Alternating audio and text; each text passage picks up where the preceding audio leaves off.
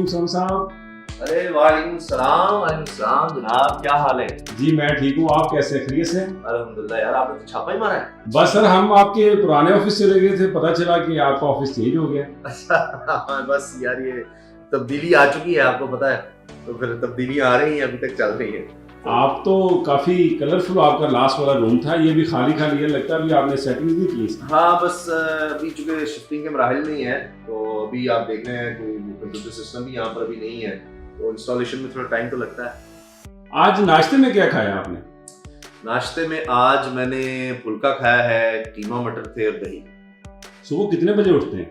मैं तकरीबन 8 बजे, बच्चों को स्कूल छोड़ने जाना होता है तो 7:30 बजे उठ के उनको स्कूल छोड़ने जाते हैं और बस उसके बाद दिन शुरू हो जाता है। इतनी जल्दी उठने की आदत कहीं नजीर गाजी साहब से तो नहीं आपने डॉक्टर? नहीं, वो तो अल्लाह अकबर, वो तो 3 बजे तो उठ जाते हैं, जब हम सोने का सोच रहे होते हैं या सो रहे होते हैं उससे पहले कोशिश होती है सो जाए। वो तो सुबह 3 बजे सहरी के वक्त उठ जाते हैं और उनके फिर अपने मामूलात हैं, वज़ाइफ और बस तहज्जुद से बहुत पहले और फजर की नमाज के बाद तो उनकी आप समझे कि दिन की रूटीन शुरू हो जाती है। वो तो बहुत अर्ली, हम उनका मुकाबला नहीं कर सकते। बिजनेस प्लस से सफर शुरू किया आपने, आपको पहले पता था कि आप एक दिन पाकिस्तान के इतने बड़े एंकर बन जाएंगे? अच्छा, पाकिस्तान का बड़ा एंकर तो खैर मैं नहीं हूँ, बड़ा ही मामूली सा एक छोटा सा एंकर हूँ, लेकिन ये कि इस चीज़ का पता नहीं था कि इस तरह से मैं कभी भी मीडिया इंडस्ट्री में आऊँगा। शौक इसी दौर में था, यंग एज में, लेकिन इस तरह कोई सहाफत का नहीं था। बस वो एक टीवी देख देख के एक अच्छा लगता था कि अच्छा टीवी पर कोई आता है तो इस किस्म का कोई मॉडल बन जाए, कोई हीरो बन जाए, इस किस्म का जहन में ख्याल आता था। वालिद साहब का जो शोबा था वो वकालत थी और फिर जज रहे, और छोटे भाई भी वकील, और आपने भी वकालत की है, फिर भी आप सहाफत में आ गए।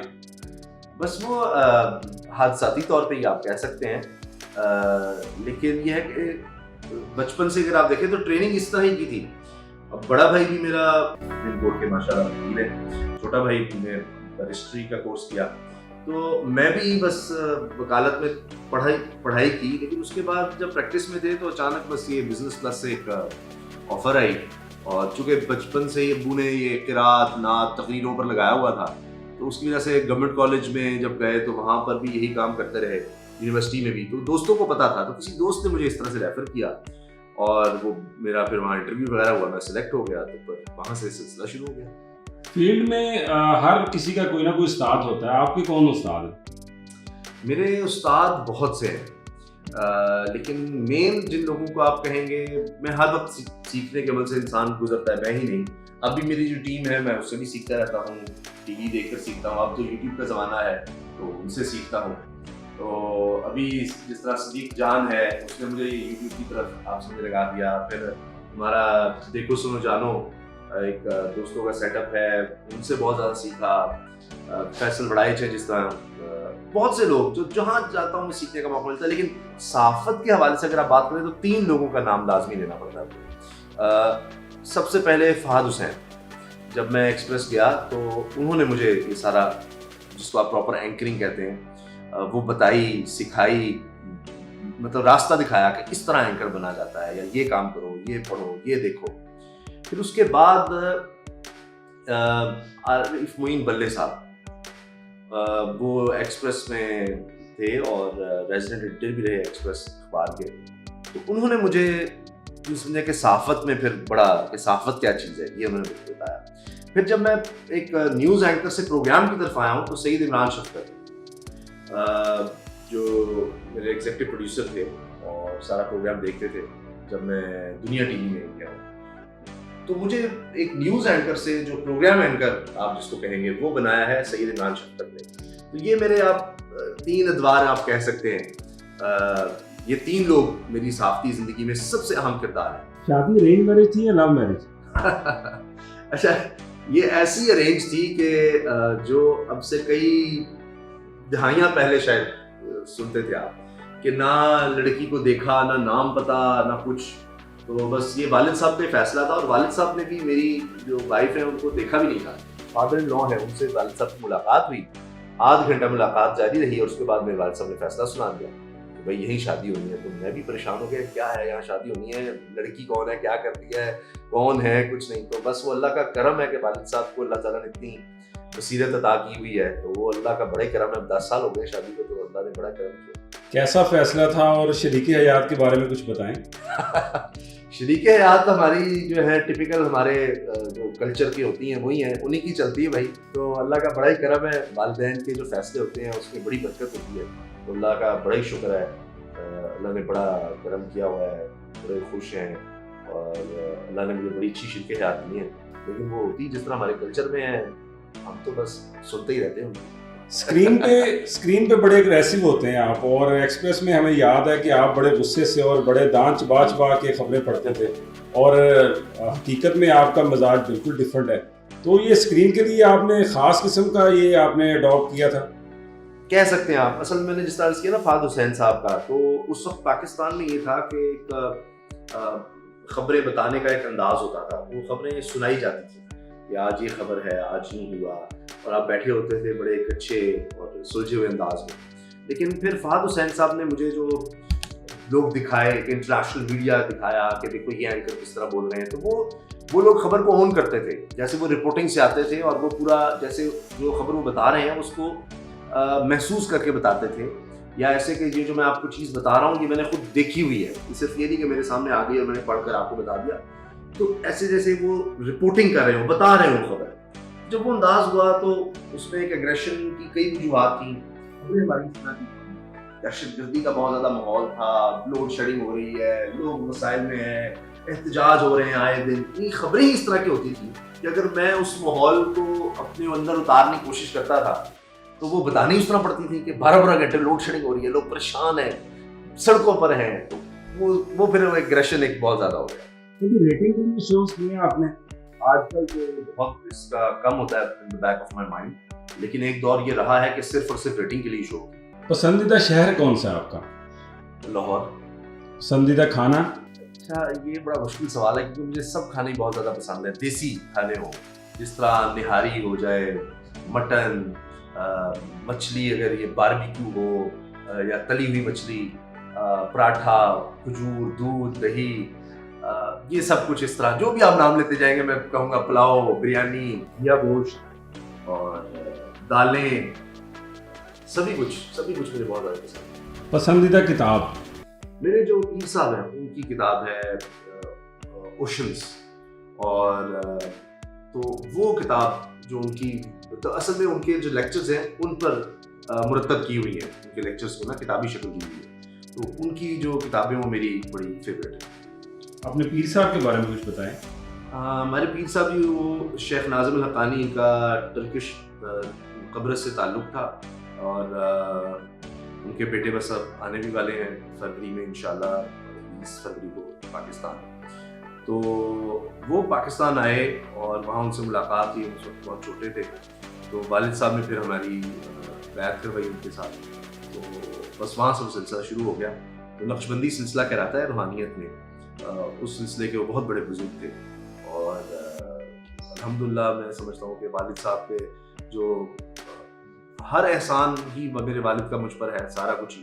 تو ان جتنے بھی احسان ہیں ان میں بڑے احسانوں میں سے یہ ہے کہ انہوں نے مجھے, میرے جو شیخ ہیں ان سے بھی میں اپنے والد صاحب کی وجہ سے ہی مل سکا. تو یہ بہت بڑی میرے والد صاحب کی کنٹریبیوشن ہے میری زندگی. بچپن کا کوئی ایک ایسا واقعہ, کوئی ایسی شرارت جو آپ کو آج بھی یاد ہو؟ اچھا بہت سی ہیں.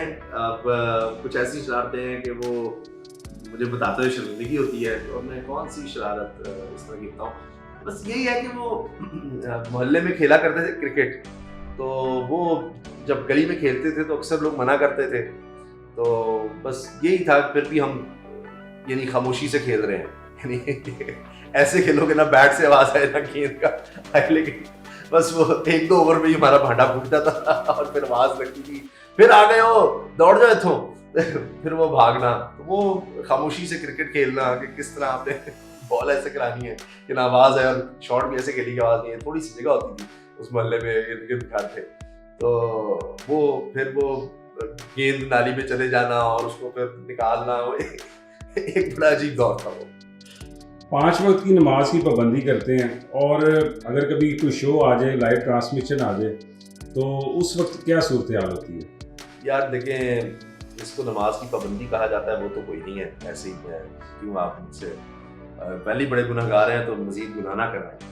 तो बस ये आप लोगों पर मेरे वालिद साहब की वजह से मेरा इम्प्रेशन बना हुआ है, तो वरना मैं कोई इतना क्या कहें कि सौमो सलाद का कहाँ पाबंद। बस ये वालिद साहब की वजह से ऐसे लोग समझ लेते हैं, लेकिन वो चिराग तले अंधेरा वाली बात है कि हमारे वालिद साहब जो है ना, अल्लाह ताला ने उन पर बड़ा ही फजल और करम है, बड़े ही साहिब इखलास इंसान है रूहानी तौर पर, और जो उनका सरकार दो आलम से इश्क है वो बड़ा ही कमाल है। तो बस मैं तो शर्मिंदा रहता हूँ उनको जब देखता हूँ कि वो कहाँ और हम कहाँ। नज़ीर गाजी साहब को कोई वाक़या बताएं जिसमें काफ़ी डांट पड़ी हो, आपको कोई ऐसा काम किया हो, शरारत कोई ऐसी की हो बचपन की आपकी, या किसी शो पे उन्होंने कहा हो कि ये शो बिल्कुल ठीक नहीं किया तुमने। वो रहता है कि वालिद साहब कहते हैं कि किसी भी चीज़ की, मतलब किसी की तारीफ है तो वो भी बहुत ज़्यादा ना करो, तनकीद है तो वो भी एक हद से ज़्यादा ना करो, और तलफ़ुज़ का, लहजे का, लिबास का, इस पर बहुत ज़्यादा डांट पड़ती रही है मुझे।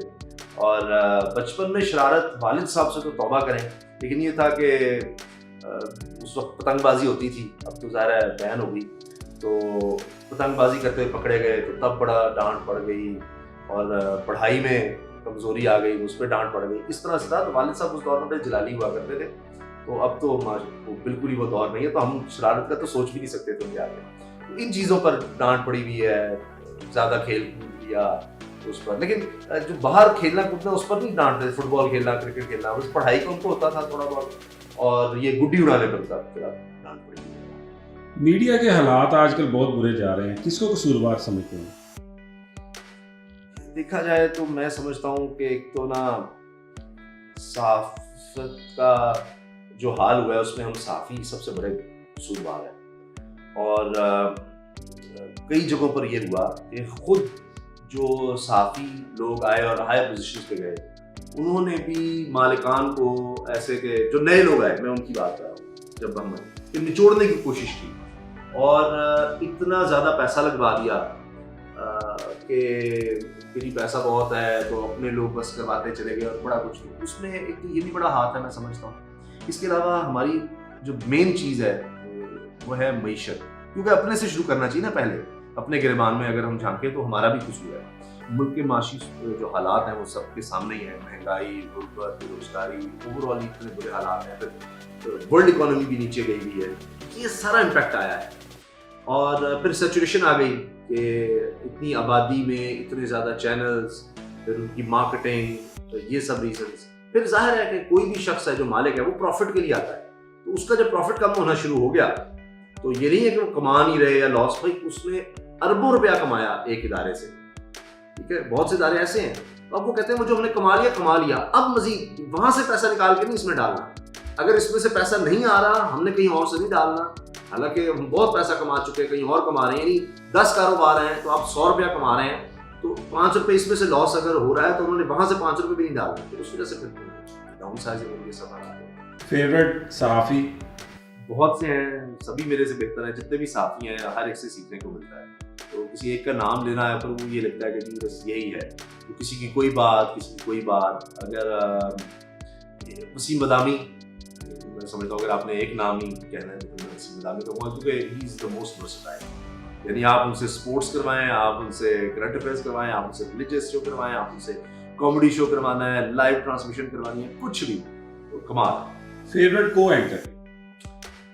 हुमा मीर शाह, जस्टिस नज़ीर गाजी, आशिक़ रसूल, उसामा गाजी।